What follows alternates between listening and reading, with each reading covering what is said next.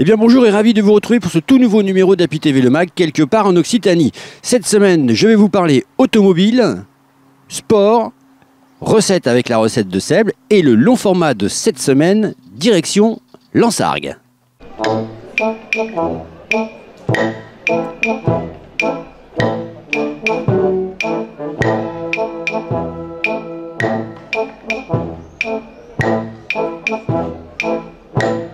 Christophe, on en est où là dans la campagne sur le moustique tigre?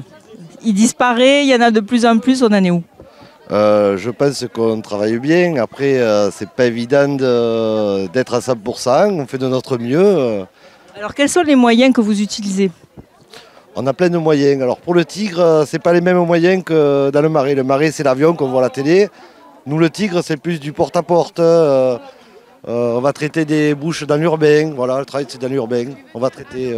Et aussi sensibiliser parce qu'il faut que les gens sachent qu'il ne faut pas laisser de l'eau dans les pots, etc. On organise des journées comme ça avec des stands pour expliquer aux gens quoi faire, ne quoi pas faire, enfin, qu'ils comprennent le métier et la façon de vivre le moustique. Alors pour la démoustication en avion, vous me disiez tout à l'heure que ce ne sont plus du tout les produits qu'on utilisait avant, mais que ce sont des produits bio. Ça, c'est important. Voilà, on utilise des biocides, c'est-à-dire c'est des bactéries qu'on envoie et que le moustique doit ingérer pour attaquer son estomac et il meurt. S'il ne mange pas, il ne meurt pas. Et il n'y a que lui qui est ciblé. Il n'y a pas d'impact sur les autres animaux. Il y a un suivi qui est fait. S'il y a un problème, on arrêtera ce produit, pas de souci. Donc vous êtes l'EID Méditerranée. Vous êtes spécialisé dans la campagne contre les moustiques? Voilà, on est spécialisé dans les moustiques. On fait vraiment que le moustique. On ne fait pas les moucherons, les abeilles, les frelons. On fait du moustique.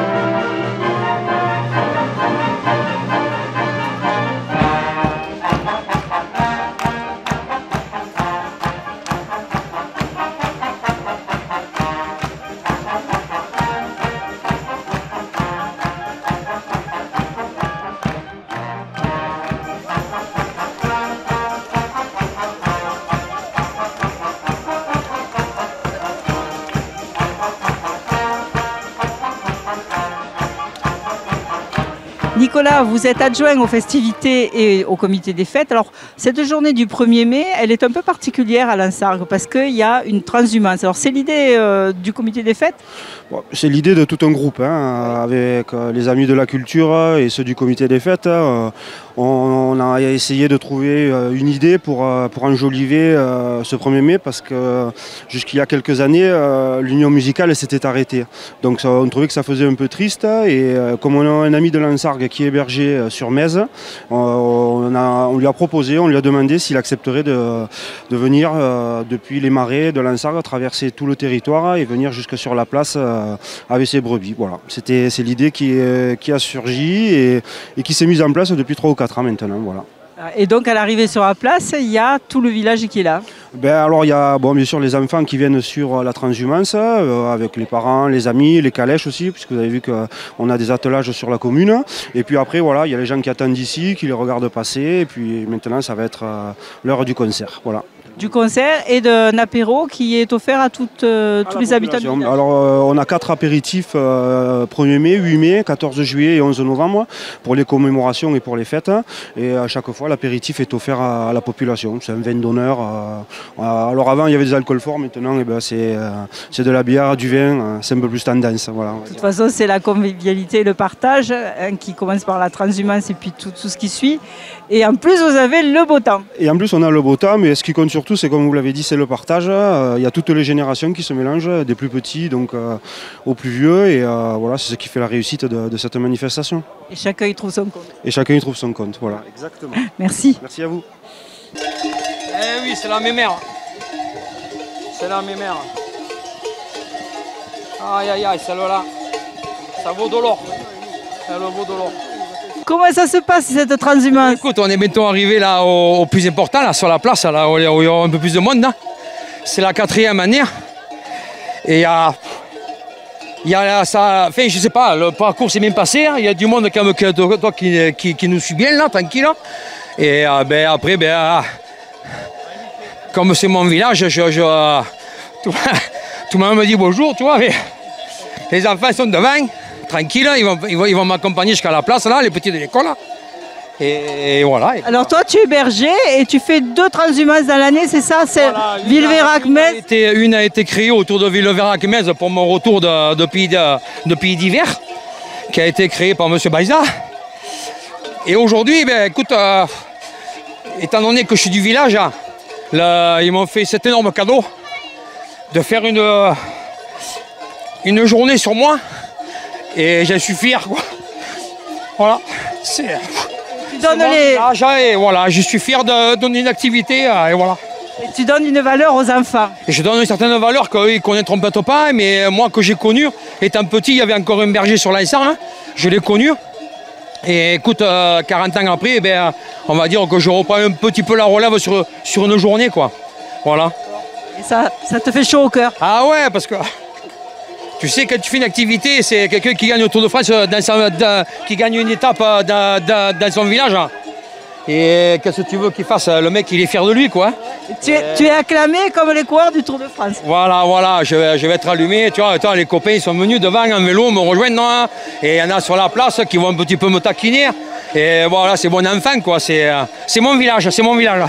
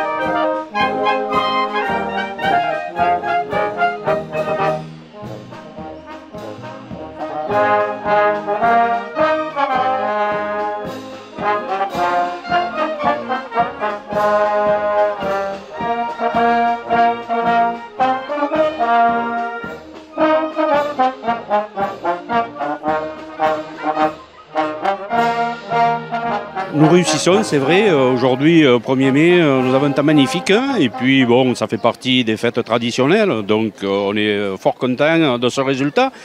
Sachant que là, avec les moutons, c'est une transhumance qui est toute récente, hein, mais ça fait 2 ou 3 ans. Mais ce qui est important, c'est qu'auparavant, dans le village, il y avait un berger. Donc, les familles relativement anciennes de la commune sont se remémore des moments au passé.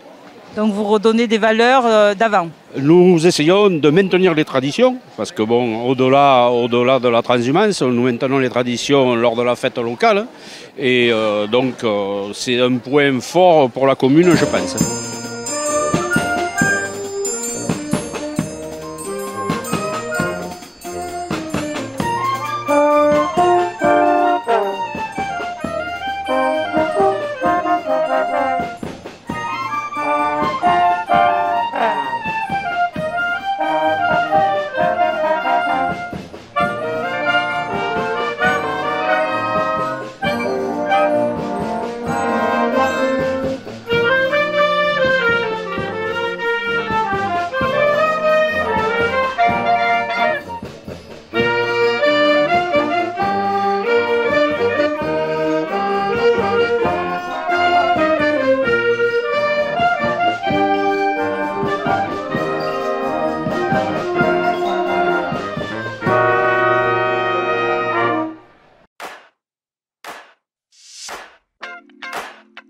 Avec votre fourchette et votre couteau, vous avez le pouvoir de changer le monde. Qui ça, moi? Oui, vous, avec votre fourchette et votre couteau, vous avez quasiment les pleins pouvoirs. Vous en faites pas un peu trop, là? C'est parce que j'ai une grande nouvelle. Ok, laissez-moi deviner. C'est une pub pour un supermarché, c'est ça? Oui, pour Carrefour. Ah, super! Encore une marque qui nous dit de mieux manger? Du blabla, quoi. Non, justement, Carrefour annonce le lancement de Act for Food, un programme mondial d'action concrète pour qu'on puisse tous mieux manger chaque jour.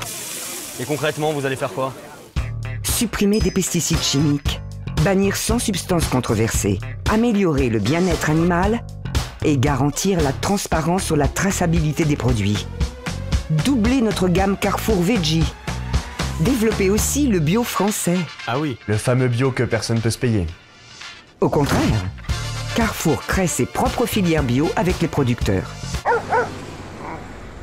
Pour les payer moins cher? Non, justement. Comme ça, nos prix sont aussi bons pour eux que pour vous. Et vous allez vraiment faire tout ça? Oui, et on a déjà commencé. C'est ça, Act for Food. Venez découvrir toutes nos actions sur carrefour.fr et votez pour celle que vous préférez. Carrefour, on a tous droit au meilleur.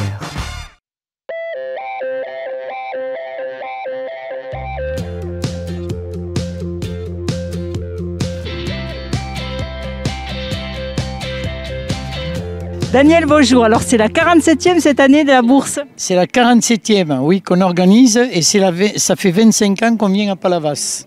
Voilà. Alors, qu'est-ce qu'il y a? Le principe de la bourse, c'est quoi? Le principe de la bourse, c'est le rassemblement de toutes les voitures anciennes, des amateurs de véhicules anciens, et en même temps, c'est pour la vente de pièces détachées, et tous les collectionneurs se retrouvent afin de trouver leur bonheur. Voilà. Il y a beaucoup de collectionneurs de voitures anciennes? Ah oui, il y en a énormément, oui. Il y en a plus que ce qu'on croit, parce que dans les clubs, et nous on est un club où il y a 50 adhérents, mais il y a des clubs sur Montpellier ou Sosa ou n'importe quoi, il y en a, ils en ont jusqu'à 100 adhérents. Vous voyez, dans l'Hérault, il y a beaucoup de collectionneurs. Ouais. Et beaucoup de voitures anciennes? Ah, et beaucoup de voitures anciennes par la même occasion. Parce qu'il y a un collectionneur qui en a une, mais il y a des collectionneurs qui en ont 4, 5, etc. Ouais. Alors, est-ce qu'il y a un modèle qui plaît plus que d'autres? Ah, ben il y a des modèles mythiques comme la 2 chevaux, comme la traction aussi. Il y a également les américaines, il y a les Jaguars, il y a les MG aussi, MGB, il y a les Triumph, etc. Nous, cette année, nous avons basé notre bourse pour faire les 60 ans de la Mini. Voilà, pour fêter les 60 ans de la Mini. Donc, nous avons réuni toutes les Anglaises. Donc, il y en avait beaucoup? Ah ben oui, rien que hier, il y avait plus de 42 Mini. Plus toutes les Jaguars, etc. Tout ce qui est anglais, quoi, voilà. Oui. Puis après, il y avait, à côté de ça, il y avait toutes les autres marques de voitures. Ok, bon, mais écoutez, il y avait des balades aussi, non, je crois? Ah oui, et ce matin, il y avait une balade qu'on avait organisée.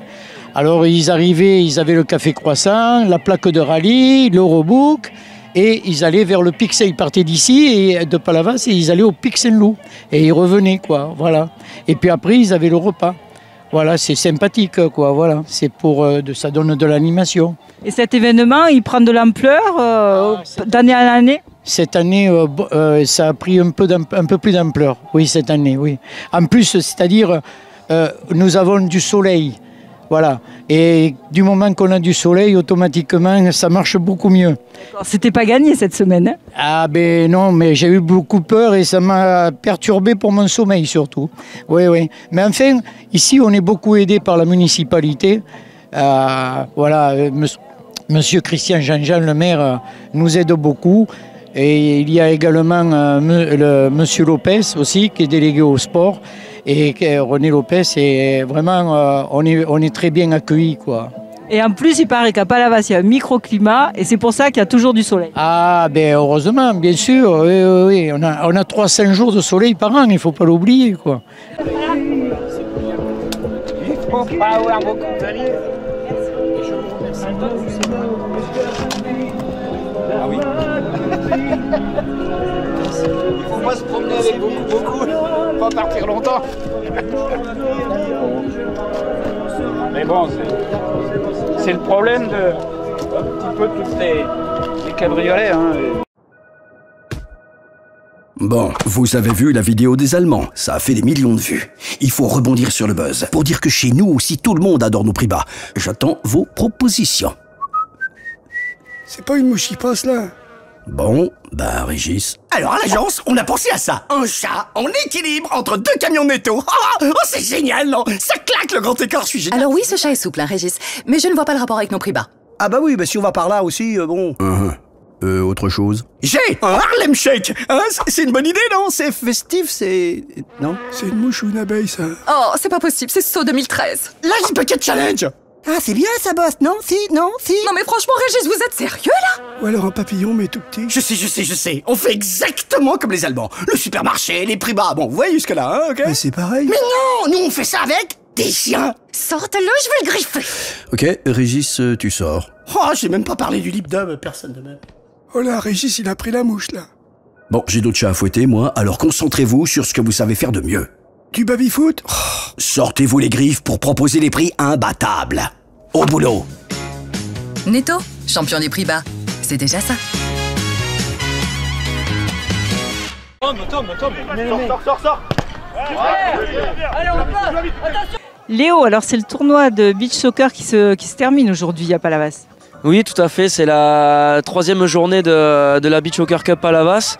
On joue ce matin les places de classement et à 14h on aura la grande finale entre le Grande Motte Pyramide Beach Soccer et nos homologues le MHSC Montpellier Euro Sport Club, la section Beach Soccer, avec de nombreux internationaux.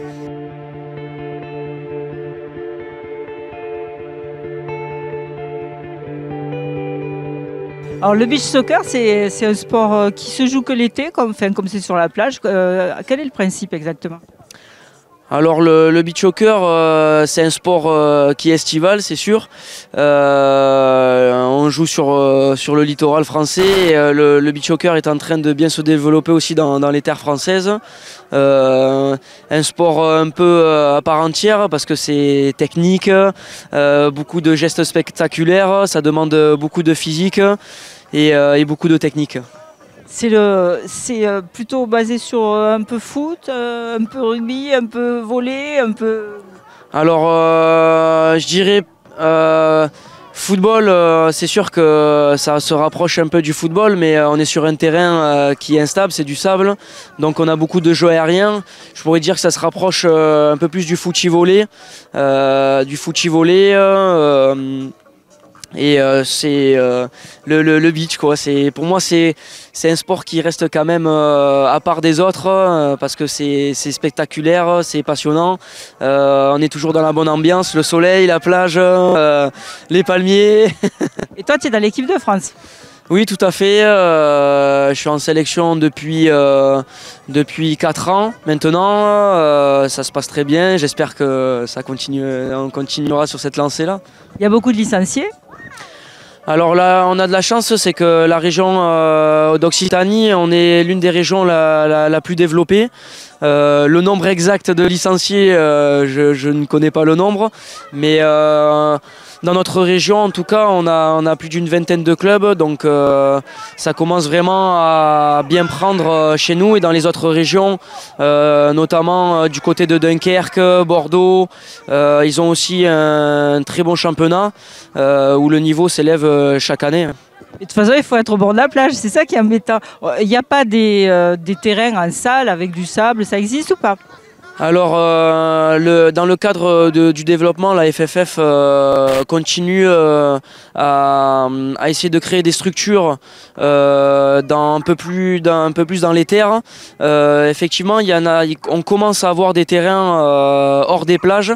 Par exemple, du côté de Rennes, l'Heureux avec Michael Pagis, un ancien professionnel qui était aussi l'ancien capitaine de l'équipe de France, où il a créé une structure en plein milieu de la ville d'Heureux.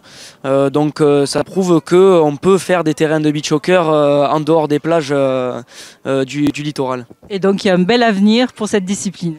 Il y a un très bel avenir, sachant qu'en plus on a beaucoup de jeunes qui commencent vraiment à s'intéresser à ce sport et carrément changer de discipline, arrêter complètement le football comme moi j'ai fait à l'époque, et qui se mettent vraiment toute l'année au beach soccer. Contre, vous avez vu, il lâche rien, d'accord? Il lâche rien. Faut qu'on soit efficace. Essayez de simplifier votre jeu. Regarde, dans la fatigue, il faut jouer simple. D'accord? En course inutile, comme tu as fait, Lucas, simple. Aller chercher au gardien, ça sert à rien. D'accord? Garde ton jus. D'accord? On récupère le ballon, on donne au gardien. N'essayez pas de partir seul. Par contre, une fois qu'on a fait la différence, là, cette énergie qu'on a économisée, on y va à fond. D'accord? Tu dis là, tu dois frapper. T'es cuit. Tu me le dis, t'as mal aux jambes. D'accord? Là, plat du pied. D'accord? Restez lucide. Et pour rester lucide, il faut jouer simple.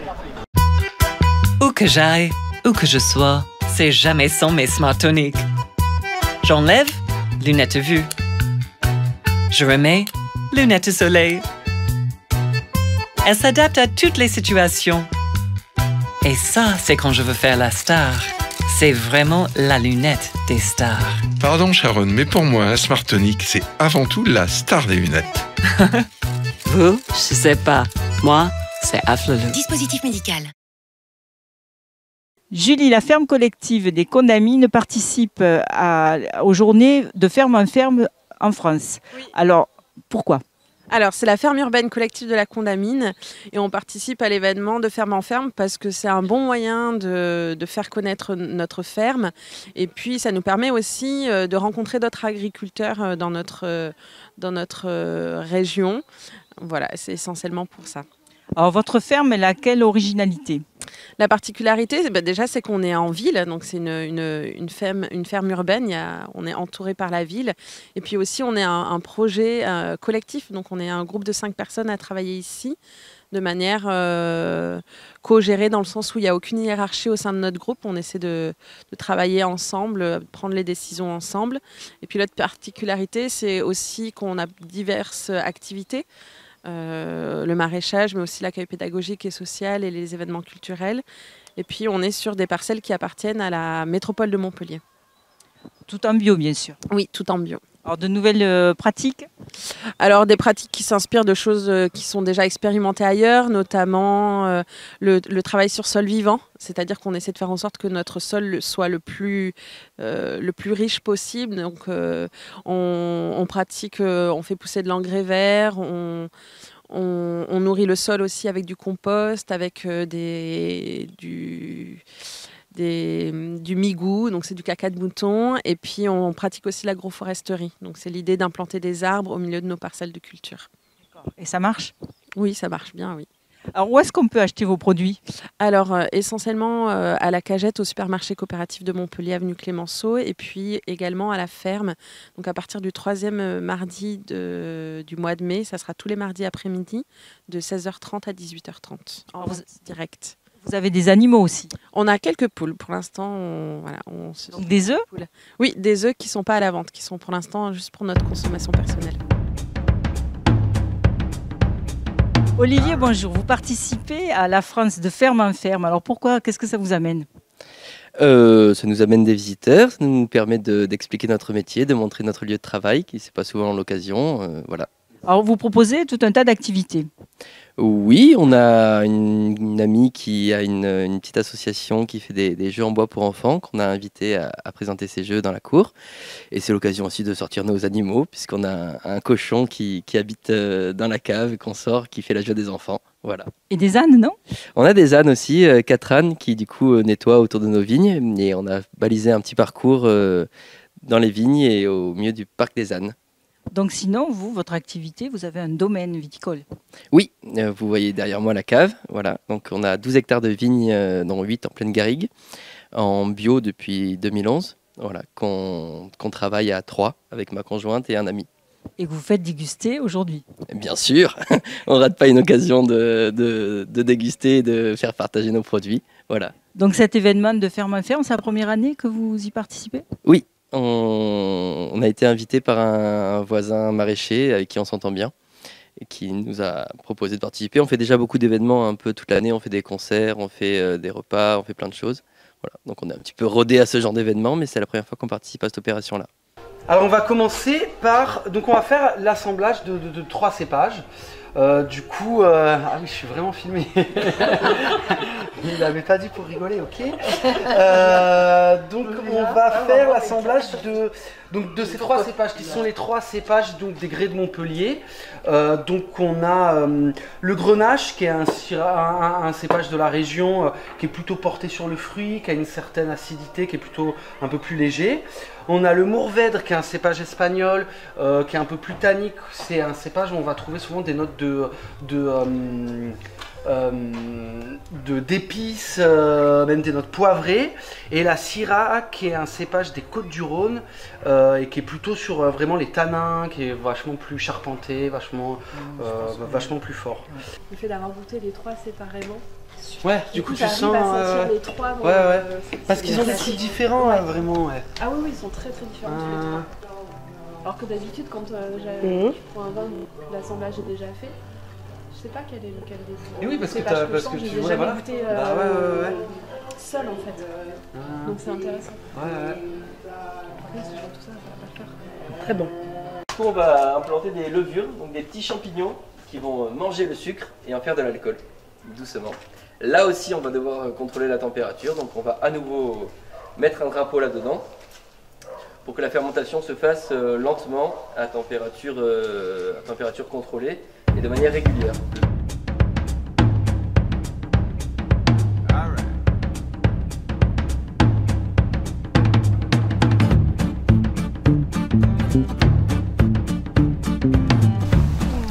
Alors donc pourquoi vous avez pris des ânes?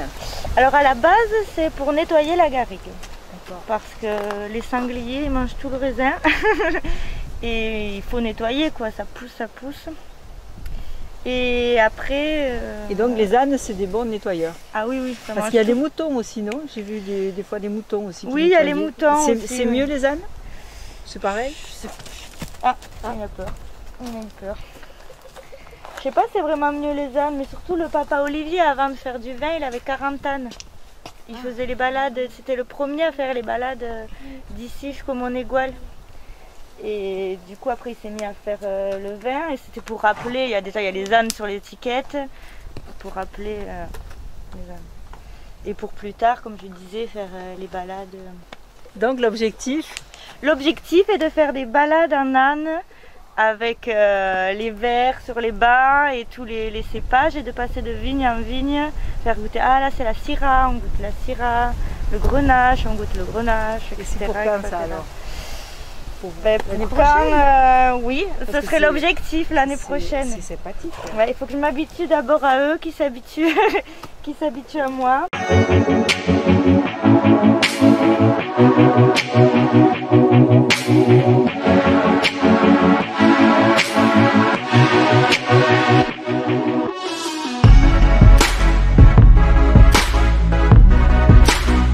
Bonjour à tous et bienvenue à la table de Seb.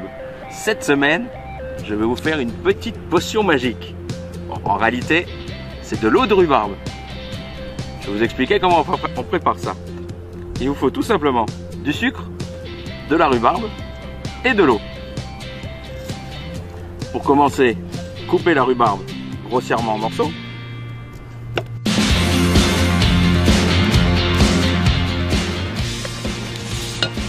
La mettre dans un plat. Ajoutez l'eau.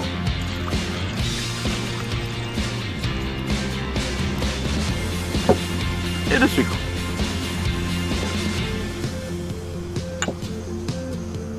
Faites cuire une dizaine de minutes. Passez le tout dans un chinois ou une passoire. Et vous allez obtenir ce petit breuvage rose fuchsia qui sera parfait pour les journées d'été sans alcool.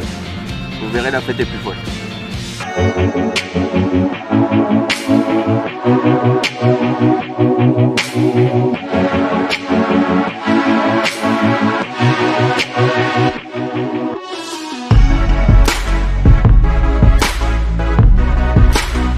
Et bien voilà, Happy TV Le Mag, quelque part en Occitanie, c'est fini pour cette semaine. Rendez-vous bien sûr la semaine prochaine pour de toutes nouvelles aventures avec un long métrage un petit peu spécial, je vous en dis pas plus. Salut, bye, likez, aimez, partagez, commentez. Bonne semaine, ciao.